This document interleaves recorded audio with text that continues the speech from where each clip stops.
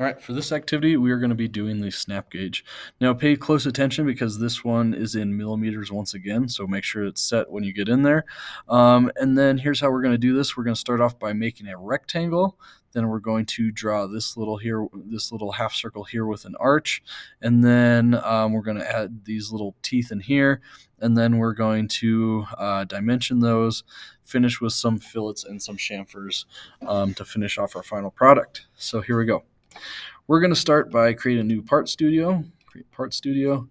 I'm going to name this thing snap gauge. Enter. I'm going to go up here to my 3 lines. I'm going to go to workspace units, and I'm going to make sure that we are in millimeters. We're good. Now I'm going to go over here to make my life a little easier. I'm going to turn off the front, and I'm going to turn off the right view. I'm going to double click on the top.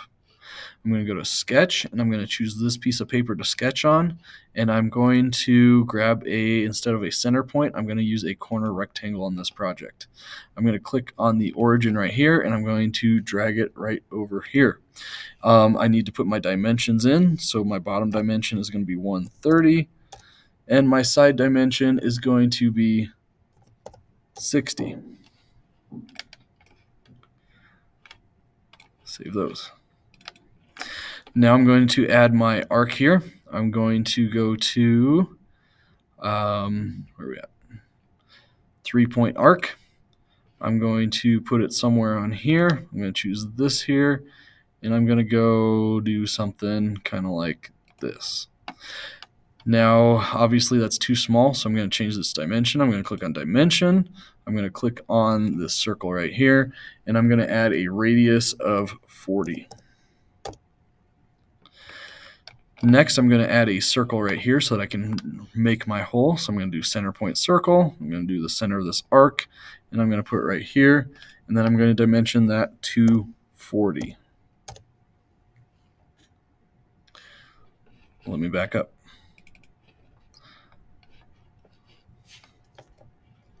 I'm going to dimension this to 45. Okay. Next thing I'm going to do is I'm going to add in my teeth over here. So I'm going to pull this over. I'm going to grab my line tool. I'm just going to kind of go in here. I'm going to make sure I'm intersecting this line. I'm going to go here, straight across, down, straight across, and then to escape, I'm going to right click and hit escape line. Now I'm going to use my dimension tool to make sure this is right here. I'm going to click on the top of this. I'm going to click on that bottom line. I'm going to make sure that is 25. I'm going to make sure that from here to here is 15. And I'm going to make sure that this line here is 40. All right. Now I'm going to hit the green checkbox to save my work. Next thing I want to do is I'm going to right click and go to an isometric view. I'm going to go find my friend, the extrude tool.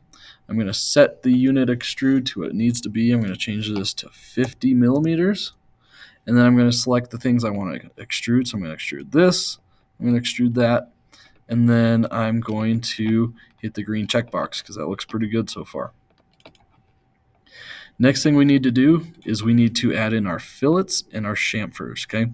So if I'm looking at the chamfer right here, it says we have a chamfer of 5, so we're going to do a chamfer of 5 here, and then we're going to do a fillet of 10 for these this part here and this part right here. So let's start with our chamfer.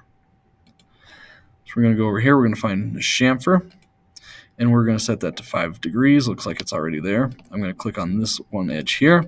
I'm going to click on this one edge here. It's already at 45 degrees. I'm going to check that. That looks pretty good.